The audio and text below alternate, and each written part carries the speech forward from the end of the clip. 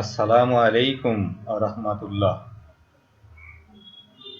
বৈশ্বিক মহামারী corona virus COVID-19 এর কারণে সারা বিশ্ব জুড়ে চলছে আবারও দ্বিতীয় পর্বের মতন এক কঠিন অবস্থা।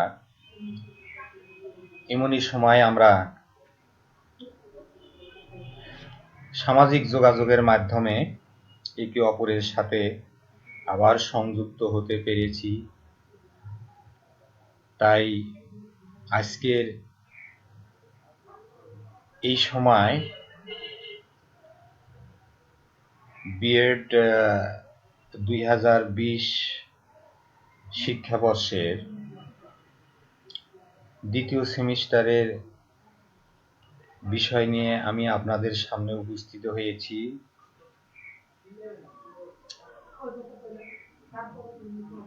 স্বাগতম institute of north Bengal B Ed college Bogura এর পক্ষ থেকে আমি মোহাম্মদ আবু সাইদ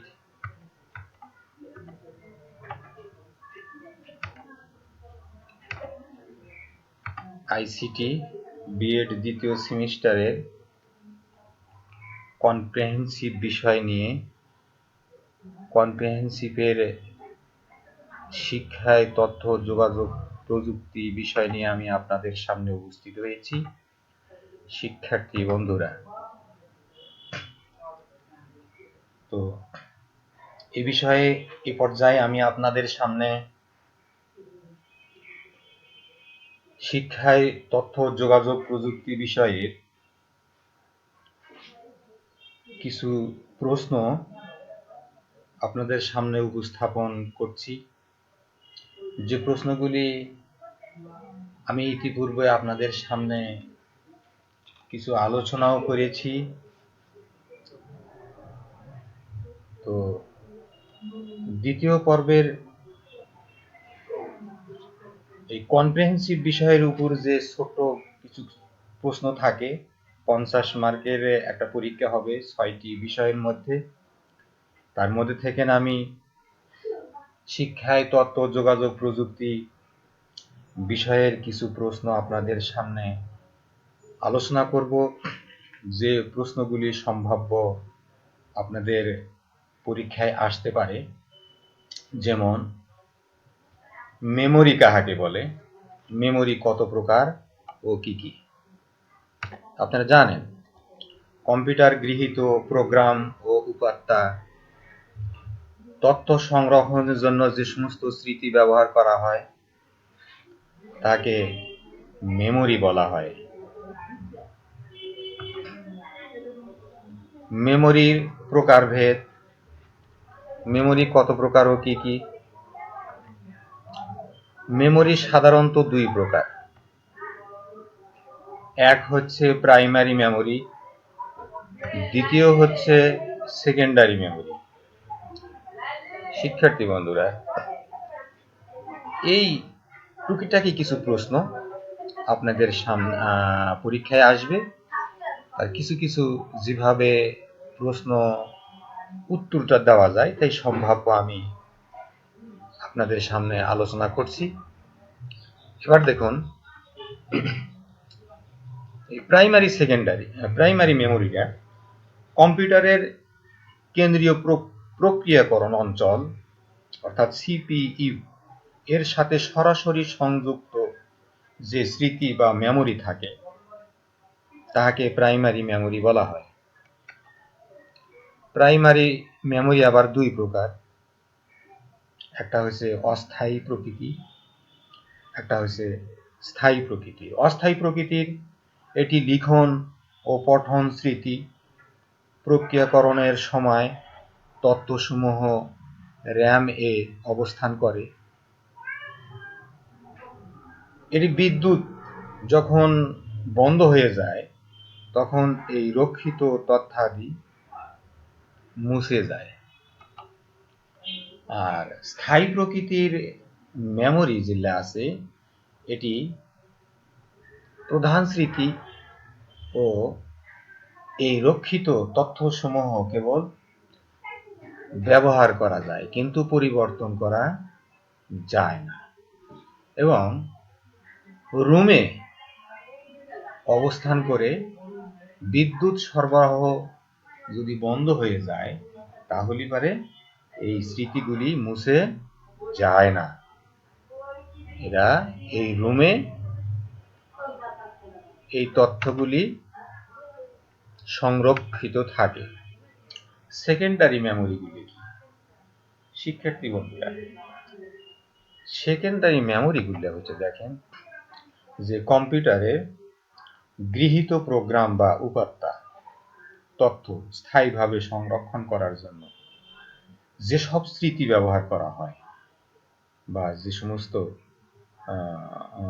মেমোরি ব্যবহার করা হয় সেটা হচ্ছে সেকেন্ডারি মেমোরি। ব্যবহারকারী তথ্য বা কোনো প্রোগ্রাম এটা দীর্ঘ সময় সংরক্ষণের জন্য এসব স্মৃতি বা মেমোরি ব্যবহার করা হয়। কম্পিউটারে বহুল ব্যবহৃত কয়েকটি সেকেন্ডারি মেমোরি হলো হার্ড ডিস্ক, ফ্লপি, সিডি। এইগুলি হচ্ছে সেকেন্ডারি মেমোরির উদাহরণ। শিক্ষার্থী বন্ধুরা,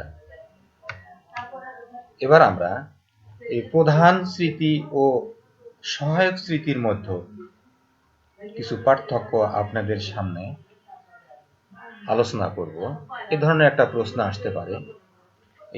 এই প্রশ্নের মান থাকতে পারে 2 অথবা 3। হ্যাঁ, তো এর আগে অবশ্য একটু কম বেশি ছিল, কিন্তু গত 2 বছর হলে পারে 2 প্রশ্ন 2 এবং 3 অথবা 1 বিভিন্ন ক্যাটাগরিতে এই বিভিন্ন বৎসরে এই প্রশ্নগুলো বিভিন্ন ধারা হয়। তো প্রধান স্মৃতি ও সহায়ক স্মৃতির মধ্যে পার্থক্য কি? প্রধান স্মৃতি ও সহায়ক স্মৃতির মধ্যে পার্থক্য নিম্নরূপ। দেখুন, এখানে দেখেন প্রধান স্মৃতি এবং সহায়ক স্মৃতির পার্থক্য একটু পাশাপাশি দেওয়া হলো। প্রধান স্মৃতি ছাড়া কম্পিউটার চলতে পারে না, সহায়ক স্মৃতি ছাড়াই কম্পিউটার চলতে পারে। প্রধান স্মৃতির ধারণ ক্ষমতা কম কিন্তু গতি বেশি, সহায়ক স্মৃতির ধারণ ক্ষমতা বেশি কিন্তু গতি কম। র্যাম ও রুম স্মৃতির উদাহরণ hard disk, floppy disk, CD drive, এটা সহায়ক স্মৃতির উদাহরণ। এইভাবে কিছু পার্থক্য সংক্ষিপ্ত আকারে দিলেই হবে। শিক্ষার্থী বন্ধুরা, এবার আমরা যাই র্যাম এবং রুম এই দুটি স্মৃতির মধ্যে পার্থক্য কি। র্যাম এবং রুম এই দুটি স্মৃতির পার্থক্য হচ্ছে র্যাম অস্থায়ী স্মৃতি আর রুম স্থায়ী স্মৃতি। এটি লিখন ও পঠন স্মৃতি। র্যাম লিখন ও পঠন স্মৃতি, রুম কেবলমাত্র পঠন স্মৃতি। প্রক্রিয়াকরণের সময় তথ্যসমূহ র্যামে অবস্থান করে আর কম্পিউটার চালু করার জন্য প্রয়োজনীয় কিছু প্রোগ্রাম রুম স্মৃতিতে স্থায়ীভাবে সংরক্ষিত থাকে। র্যামে বিদ্যুৎ সরবরাহ বন্ধ হয়ে গেলে এই র্যামে রক্ষিত তথ্যাদি মুছে যায়, কিন্তু রুমে বিদ্যুৎ সরবরাহ বন্ধ হয়ে গেলে রুমে রক্ষিত তথ্যাদি মুছে যায় না। শিক্ষার্থী বন্ধুরা, এবার চলুন আমরা আরো কিছু আলোচনা করি। যেমন ওয়ার্ড প্রসেসিং কি? ওয়ার্ড প্রসেসিং শব্দের অর্থ কি? এখানে ওয়ার্ড শব্দের অর্থ হচ্ছে, ওয়ার্ড অর্থ শব্দ আর প্রসেসিং শব্দের অর্থ প্রক্রিয়াকরণ।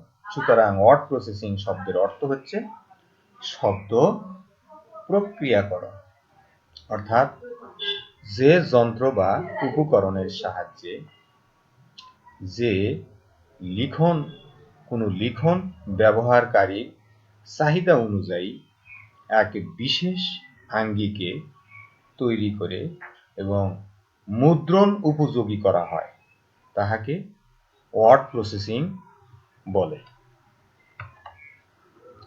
ওয়ার্ড প্রসেসিং প্রোগ্রাম কি কাজে ব্যবহৃত হয়? কম্পিউটারের চিঠিপত্র লেখা, প্রবন্ধ নিবন্ধ লেখা, প্রতিবেদন লেখা, ম্যাগাজিন, জার্নাল, এই বই ব্যবস্থাপনার কাজেও এই ওয়ার্ড প্রসেসিং ব্যবহৃত হয়। শিক্ষার্থী বন্ধুরা, এবার আমরা যাই ডকুমেন্ট ফরম্যাটিং কি। আমরা কোনো কিছু ডকুমেন্ট এটা আমরা কি করব? আমরা ফরম্যাটিং করব, মডিফাই করব, এডিট করব। কিভাবে? সেই জিনিসগুলো দেখেন। ডকুমেন্ট লেখার সময় কিংবা পরবর্তী সময়ে ডকুমেন্ট হেডার ফুডার, পৃষ্ঠা নম্বর, সংযোজন, মার্জিন, অ্যালাইনমেন্ট, লেখা ছোট বড়, ইটালিক, আন্ডারলাইন, বোল্ড করা, প্যারাগ্রাফ নাম্বারিং ইত্যাদি কাজ করাকে ডকুমেন্ট ফরম্যাটিং বলা হয়। ফরম্যাটিং টুলবার থেকে যে আইকন নির্বাচন করে অথবা ফরম্যাটিং মেনু সাবমেনুর অপশনে নির্বাচন করে ডকুমেন্ট ফরম্যাটিং সম্পর্কে বিভিন্ন কাজ করা যায়। শিক্ষার্থী বন্ধুরা, আমরা এবার আলোচনা করি ইন্টারনেট কি। ইন্টারনেট কি? শব্দগত বিশ্লেষণ করলে ইন্টারনেট কথাটি এসেছে ইন্টারন্যাশনাল নেটওয়ার্ক কথা থেকে। আর কার্যগত বিশ্লেষণ করলে বলা হয় ইন্টারনেট হচ্ছে নেটওয়ার্ক সমূহের নেটওয়ার্ক, অর্থাৎ ইন্টারনেট আজ বিশ্ব নেটওয়ার্ক বলা যায়। এফটিপি কি? শিক্ষার্থী বন্ধুরা দেখেন, এফটিপি হচ্ছে, একে বলা যায় ফাইল ট্রান্সফার প্রোটোকল। ইন্টারনেট ব্যবহার করে এক কম্পিউটার থেকে অন্য কম্পিউটার যে ফাইল ট্রান্সফার করা হয়, এই প্রক্রিয়াকে বলা হয় এফটিপি। আরো আমরা জানি ইউআরএল কি। আমরা যে কোনো জিনিস সার্চ করতে গেলে ইউআরএল এর প্রয়োজন হয়।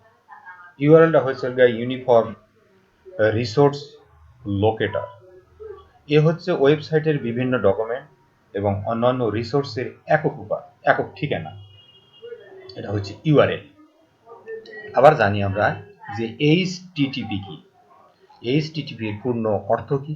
এইচটিটিপির পূর্ণ অর্থ হচ্ছে হাইপার টেক্সট ট্রান্সফার প্রোটোকল। এরকম সংক্ষিপ্ত কিছু প্রশ্ন আমি আরো কিছু আলোচনা করব। আরো কিছু দেখেন, সার্চ ইঞ্জিন কি? কয়েকটি সার্চ ইঞ্জিনের নাম লেখুন। সার্চ ইঞ্জিন হচ্ছে আমরা কোনো কিছু জিনিস পাইতে গেলে বা খুঁজতে গেলে মানে খোঁজার মাধ্যমকে বলা হয় সার্চ ইঞ্জিন। যেমন সার্চ ইঞ্জিন হচ্ছে এমন কিছু ওয়েব পেজ যেগুলি প্রয়োজনীয় বিষয়গুলি খুঁজে বের করে দেয়, এর নাম হচ্ছে সেই সার্চ ইঞ্জিন। যেমন সার্চ ইঞ্জিনগুলি হলো yahoo.com, google.com, bing.com, likes.com, এরকম। এটা হচ্ছে সার্চ ইঞ্জিন। অর্থাৎ কোনো তথ্য আমরা খুঁজতে হলে পারে এই সমস্ত এই সার্চ ইঞ্জিনগুলো মাধ্যমে আমরা এই তথ্যগুলো খুঁজে পাব। এখন আসি আমরা স্প্রেডশিট কাকে বলা হয়, স্প্রেডশিট ও সেল কাকে বলে। স্প্রেডশিট হচ্ছে, স্প্রেড শব্দটি হচ্ছে ছড়ানো, আর শীট শব্দের অর্থ পাতা। অর্থাৎ অবিধানিক অর্থ হচ্ছে ছড়ানো পাতা। গ্রাফ কাগজের ন্যায় এক্স অক্ষ এবং ওয়াই অক্ষ বরাবর খোপ খোপ যে ঘরের ন্যায় অনেকগুলি সম্মিলিত বড় শিট দেখা যায়, একে স্প্রেডশিট বলা হয়। স্প্রেডশিট হচ্ছে এক্সেল প্রোগ্রামে, এমএস ওয়ার্ড যেমন আছে একটা প্রোগ্রাম, আর এমএস এক্সেল আছে আর একটা প্রোগ্রাম। এখানে কাজগুলি ভিন্ন রকম। এমএস ওয়ার্ডের কাজগুলি একরকম ভাবে করা যায়, আর স্প্রেডশিটের এক্সেল কাজগুলি অন্য রকমের কাজ করা যায়। এই জন্য সবকিছু আলাদা আলাদা। সেল কাকে বলে? স্প্রেডশিট প্রোগ্রাম খুলে ওয়ার্কশিটে আয়তকার অংশ দেখা যায়, তাহাকে সেল বা ঘর বলা হয়। এর একটি ঘরে প্রায় 3267টি অক্ষর টাইপ করা যায়। প্রত্যেকটি রো এবং কলামের সংযোগস্থলে একটি করে রো সেল বা ঘর তৈরি হয়। মানে একটা কলাম, একটা রো, এর সংযোগস্থলে যে একটা ছোট ছোট খোপ আছে, এইগুলি হচ্ছে প্রত্যেকটি এক একটি সেল। শিক্ষার্থী বন্ধুরা, এবার আমরা আসি যে ইমেইলের পরিপূর্ণ রূপ কি। ইমেইল ঠিকানার কোন চিহ্নটি অবশ্যই থাকবে? ইমেইল এর পরিপূর্ণ রূপ হলো ইমেইল, যাকে বলা হয় ইলেকট্রনিক মেইল, সংক্ষেপে ইমেইল বলে থাকি। ইমেইলে যে চিহ্নটি অবশ্যই থাকতে হবে, সেই চিহ্নটি হচ্ছে @।